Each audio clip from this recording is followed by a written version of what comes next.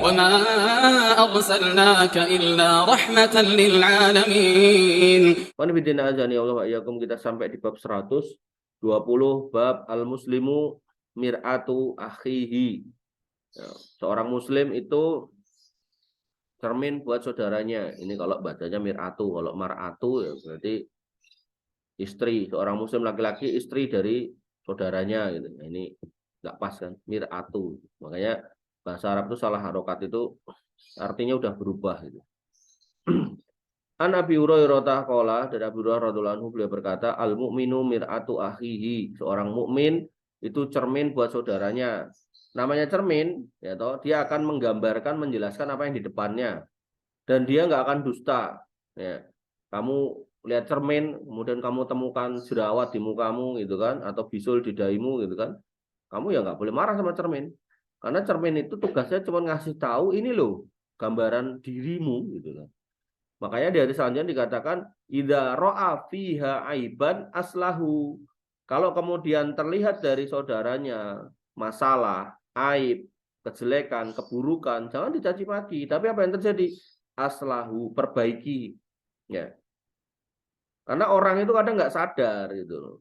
Kadang nggak sadar. Makanya dalam pepatah bahasa Indonesia itu kan, buruk muka cermin dibelah.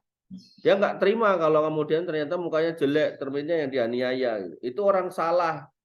Yang benar dia harusnya berterima kasih sama cermin, ya kan? Karena dia sudah menunjukkan posisi jerawatnya yang tepat ada di sebelah mana, sehingga dia pas untuk mengobati atau memecahkan si jerawat itu.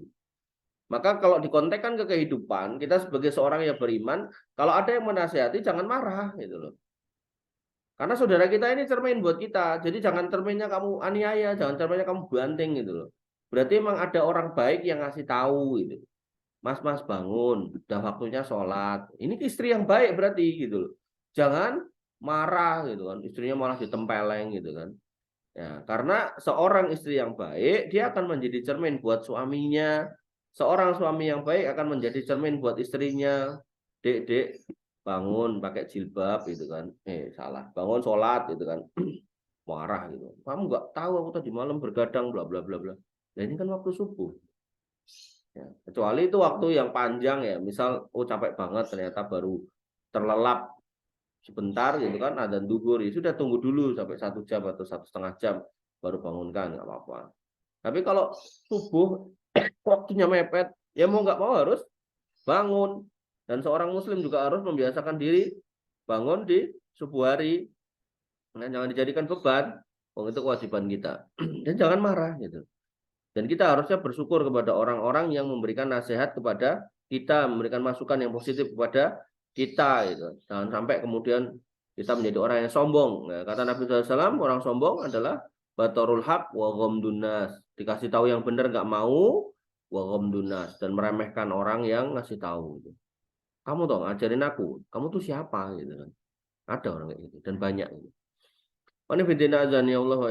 Kita sampai di hadis 239. Nabi Hurairah radhiyallahu anhu, Nabi SAW qala, dari Abu Hurairah radhiyallahu anhu, dari Nabi SAW beliau bersabda, al mukminu mir'atu akhihi. Seorang mukmin itu cermin buat saudaranya, wal mukminu akhul mukmin, dan seorang yang beriman itu saudaranya orang beriman. Ya, jadi kita walaupun tidak terlahir dari ibu atau bapak yang sama, ya, bapak ibu kita juga bukan bapak tiri gitu kan. Artinya bapakku bukan bapakmu gitu kan, walaupun bapak tiri pun juga bukan gitu kan.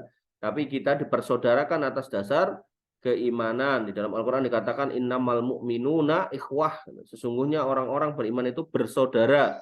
Dalam hadis ini al mu'minu akhul mu'min. Nah, kalau udah dipersaudarakan terus piye? Yakufu alaihi doi'atahu. Tahan itu tangan dari bikin kerusakan kepada saudaranya. Saudaranya punya motor, jangan digembosin. Saudaranya punya baju, jangan dicoretin. Saudaranya punya sepeda, jangan dirusakin. Apalagi saudaranya punya handphone, jangan dicolong gitu kan.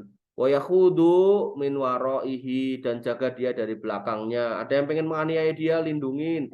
Ada yang mau berbuat jahat kepadanya, kasih tahu gitu. Nah, itu saudara yang beneran. Tapi kalau kemudian kamu bersekongkol untuk merusak orang gitu kan, menyakiti orang, menganiaya orang, yang itu mana orang adalah orang Islam, maka Anda bukan saudara yang sebenarnya. Nah, oh saudara saya baru keluar kota, dia ninggalin istri sama anaknya di rumah gitu kan. Ya, nyuruh istri kita untuk ngecek, coba dicek itu di rumahnya. Udah ada makanan belum, anaknya baik-baik aja enggak. Ah, enggak, aku sendiri tak mangkat weh. Ngecek akhirnya malah berzina sama istri saudaranya. Ya, ini enggak boleh. Ya, maka kita harus membagi atau merumuskan cara yang terbaik untuk melindungi saudara kita. Jangan sampai kita menyakiti saudara kita dalam segala hal. Itu muslim secara umum, apalagi itu saudara beneran gitu loh. Ya, saudara beneran. Sudah tahu saudaranya kena musibah, diam-diam aja. Sudah tahu saudaranya musibahnya berat gitu kan, bantunya sekenanya. Padahal dia punya lebih gitu kan. Ini juga nggak bener gitu. Ya, saudaranya rumahnya kebakaran, dia jadi gelandangan di pinggir jalan gitu kan. Terus kita punya rumah gede gitu kan. Terus kita datang ke dia, cuman ngasih duit 1 juta. Ini ya bantuan dari saya. Padahal itu kakaknya, itu adiknya gitu. Ini kan nggak masuk akal gitu. Bantu semaksimal kita bisa membantu gitu. Kalau perlu, kalau emang kita punya duit, bangunin tuh rumahnya gitu. Nggak usah ragu gitu. Kenapa? Al muslimu akhul muslim. Seorang muslim saudara muslim lain. Bahkan ketika dia punya hubungan darah, 2 kali lagi dia punya hak ini. Lebih berat lagi haknya, yaitu dia sebagai saudara yang ada hubungan darah ke kita gitu. Ya. Zaman dulu COVID gitu kan. Kena COVID gitu kan. Saudaranya meneng wae gitu kan. Walaupun bantu sekenanya gitu. Janganlah gitu.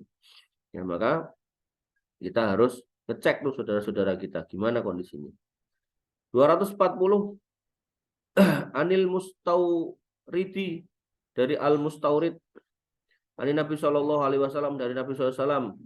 Qala, beliau berkata, ini hadis yang sangat indah nih menurut saya. Man akala bi muslimin aklatan, ini ditulisnya oklatan, yang benar aklatan.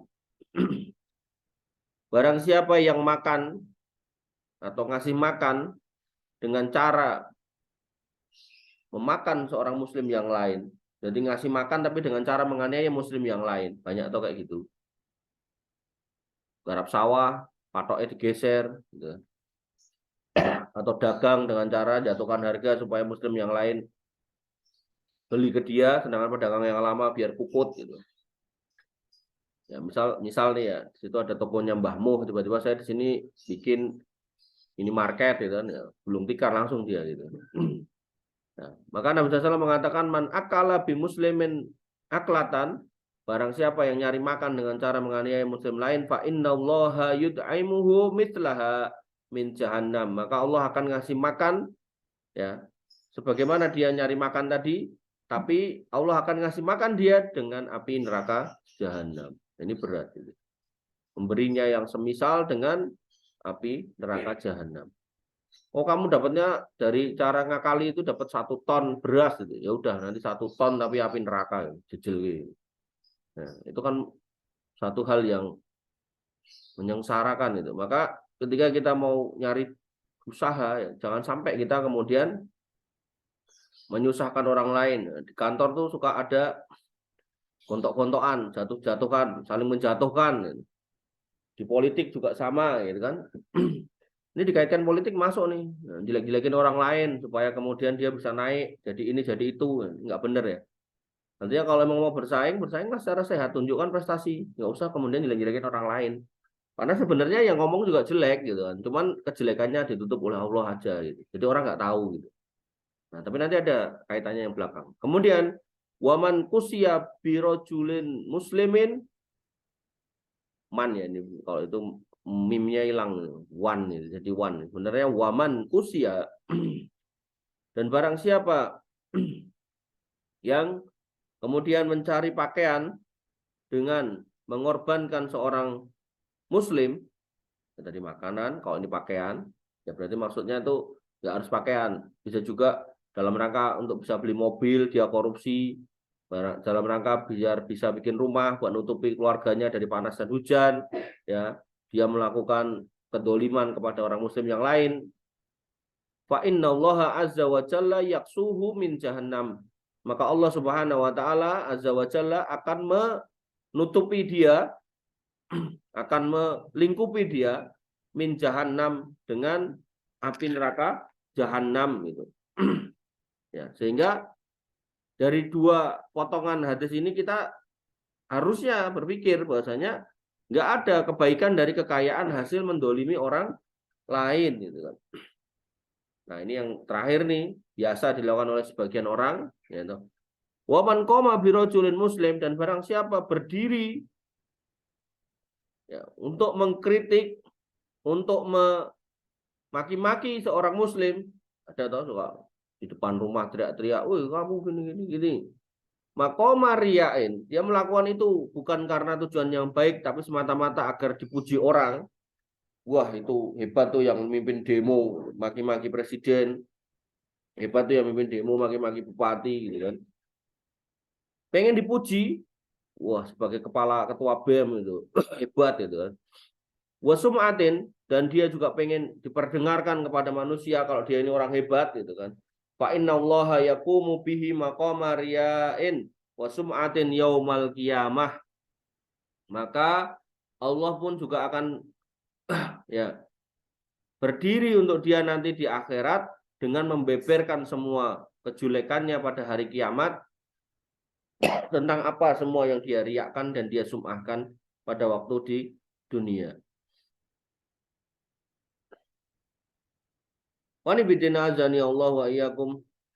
Maka orang yang beriman ketika mau mengkritik seorang pemimpin, mau memberikan masukan kepada seorang pemimpin, Nabi SAW sudah mengatakan, datangi dia 4 mata, kasih nasihat. Kalau dia terima, itu yang kita harapkan.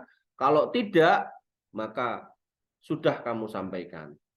Bahkan dalam hadis yang lain dikatakan, mereka yang kemudian menjumpai pemimpin, menyampaikan masukan dengan baik-baik, kok kemudian pemimpinnya nggak terima, artinya cara nyampaikannya udah baik nih, udah sopan, udah santun gitu kan. Kok pemimpinnya nggak mau, bahkan orang ini dianggap ya ancaman buat pemimpin ini, lalu kemudian dibunuh, maka kata Nabi SAW, ya orang ini akan menjadi pemimpinnya para syuhada. Itu kalau cara nyampaikannya baik gitu. Jadi dalam Islam tuh nggak disuruh untuk demo, nggak disuruh untuk mengkritik di depan podium gitu ya. Disampaikan baik-baik. Jadi nanti kalau kamu ke kampung-kampung, Pak Lurahnya ketoknya nggak bener, datangi ke rumahnya gitu. Dan saya Pak Lurah gitu kan, saya punya masukan. Di kampung sini kok sering tawuran. Saya lihat-lihat itu karena suka mabuk-mabukan gitu kan. Lambok ya minuman keras tuh dilarang di sini. Ada tuh kampung di sini nih Manang nih. Ada spanduk-spanduknya tuh tiap jalan tuh. Yang menginap harus lapor, menginap 24 jam harus lapor. Kemudian nggak boleh minum minuman keras, nggak boleh judi, nggak boleh ini gitu. Terus di mana? Di Klaten itu, di Desa Tulung itu, lurahnya bikin edaran tentang tempat-tempat wisata. Yang pertama, tidak boleh ada acara berbau kesyirikan. Nah, nggak masalah gitu. Nah, artinya seorang pemimpin itu kalau dikasih nasihat dengan baik, insya Allah mereka melakukan dengan baik gitu. Tapi kalau nggak diterima, ya wes sabar baik. Gitu. Mereka nanti ada masanya. Wanifidina azani Allah wa iyyakum. Saya rasa saya cukupkan sampai di bab 120. Demikian yang bisa kita sampaikan dan kita diskusikan. Kurang lebih mohon maaf. Assalamualaikum warahmatullahi wabarakatuh. Assalamualaikum warahmatullahi wabarakatuh.